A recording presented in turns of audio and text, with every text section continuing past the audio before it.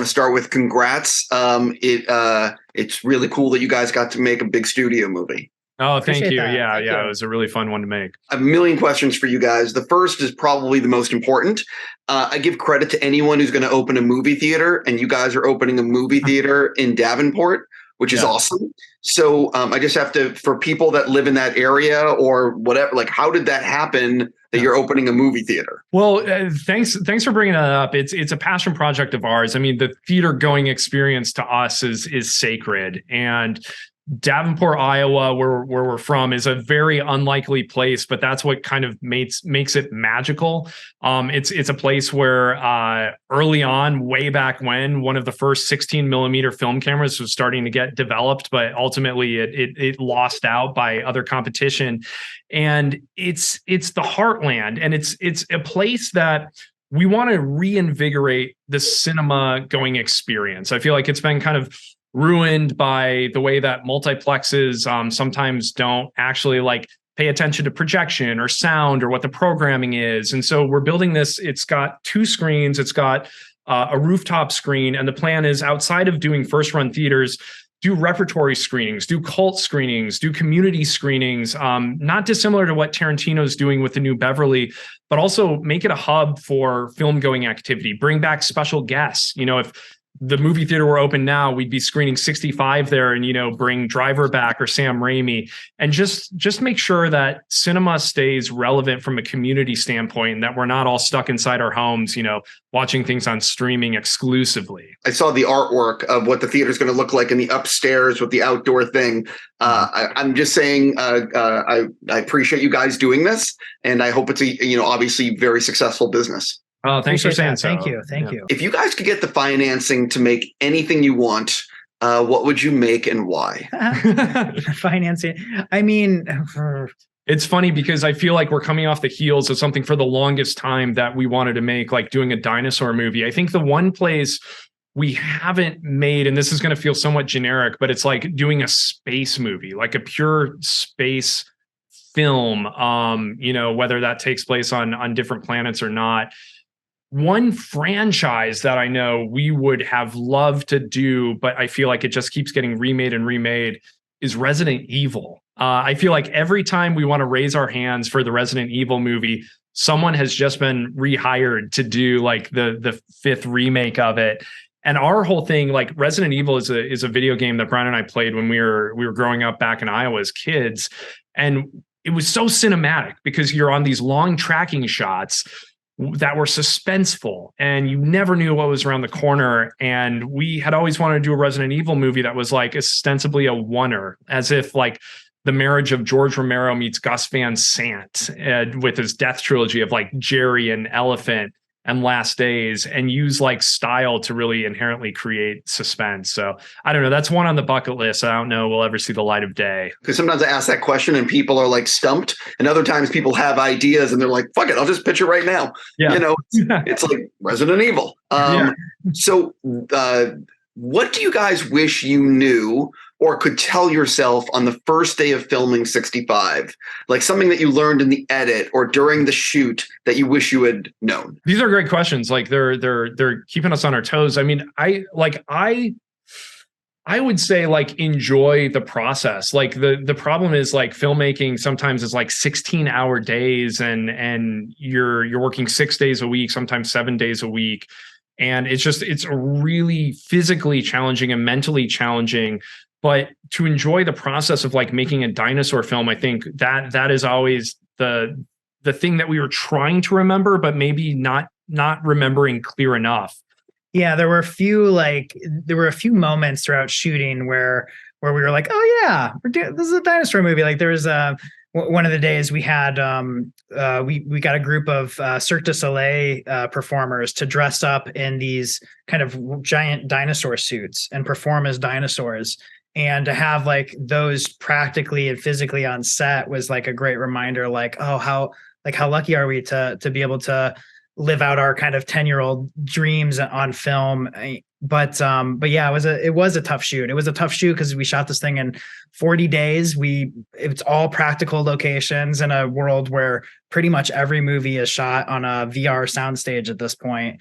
To be able to go to waterfalls and hike up a mountain to find a particular forest that's never been put on film before, it was challenging.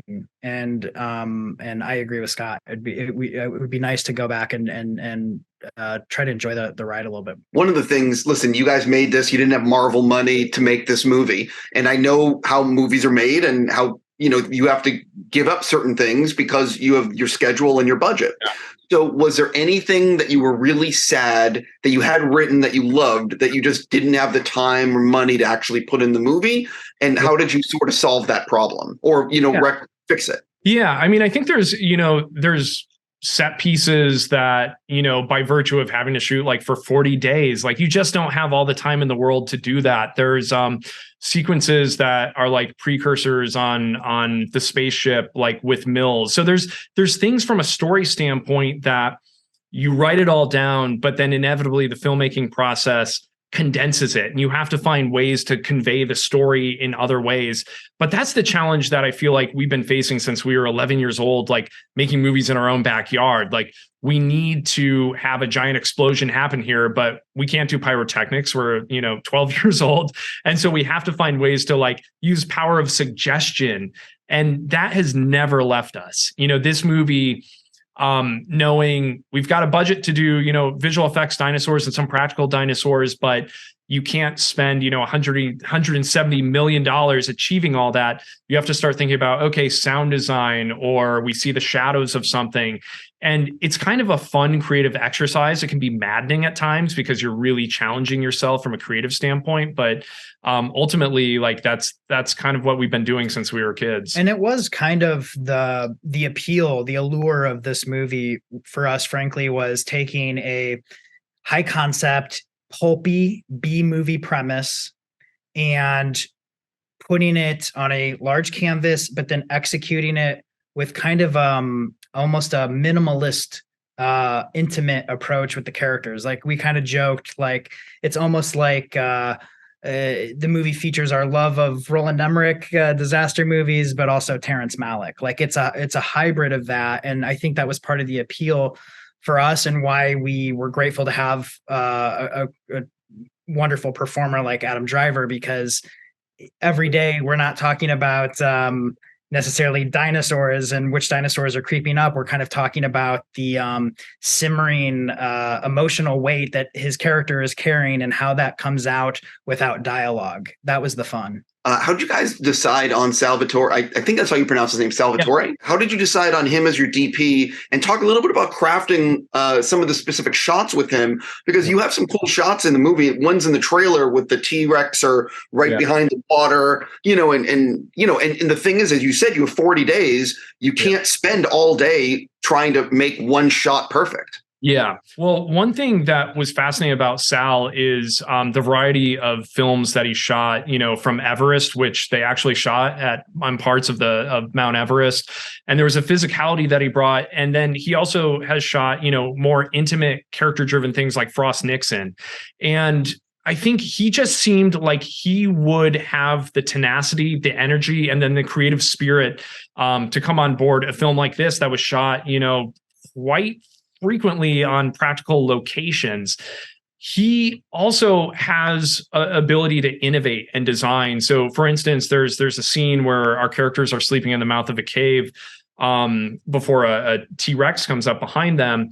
And we had to build a custom track that had to be totally engineered and built from scratch. And we would storyboard almost every single frame of this movie to figure out how do we achieve these different visual designs. And he would be right there next to us doing the math, but also having the creative collaboration and conversation of how do we best achieve this? How are we getting inside the characters if the shot is more about the internal or if it's about the external threat? So it's a constant check-in with him, but he was a dream collaborator for us. I'm curious. Listen, I like talking about the editing process because it's where it all comes together. So how did the film change in ways you didn't expect in the editing room? I'll start with that. Well, the movie evolved a lot in post, just the nature of the movie, which is a very quiet movie, not a lot of dialogue, a lot of suggestion and internal emotion in order to telegraph the story. So anytime, it was a fussy movie. It had to be the right piece of music. It had to be the right sound effect or sound design in order for any given scene to even work. And so it was a constant evolution and pressure test and sampling and trying different stuff, different cuts, different edits, the way certain shots would cut together. It was finicky because there's no, and this was, this is the challenge we put on ourselves. And Adam put on us as well, which is how do we do this with as few lines of dialogue as possible? If we do the film the way we wanted it to, you should be able to press the mute button and still follow the story. That was the kind of initial challenge. So it was a very, as you can imagine, a very precious kind of finicky process to get the story to come out. Talk a little bit about, I always ask about deleted scenes. Did you end up with a lot on the cutting room floor or no? There's a few scenes that didn't make the cut, and we'll probably be featuring them on some of like the home video releases. I mean, there's certain sequences between like Adam and Ariana where it's like a quiet moment amidst like a threat, and it was always like that gut check of, do they bond too early, or do you need to kind of withdraw the threat in this moment and just let it be about like quietness, or does it need to be the opposite? So it's that inevitable thing where we can write all the scenes in the world, but ultimately like the movie and the editing process is really informing us of what the movie actually needs and what we can shed away. Before I run out of time with you, I'm obviously a fan of you do other things besides direct this movie.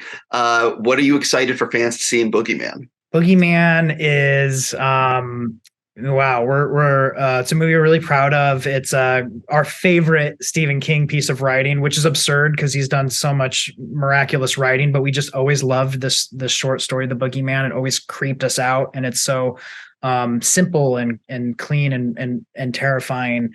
And to be able to play in that sandbox was quite the dream. Rob Savage did a great job, and I think it's going to be fun for audiences to see. I hope it's another reason for people to come out to the theaters. And we were really moved by 20th's decision to take it as it was ostensibly going to be a Hulu release.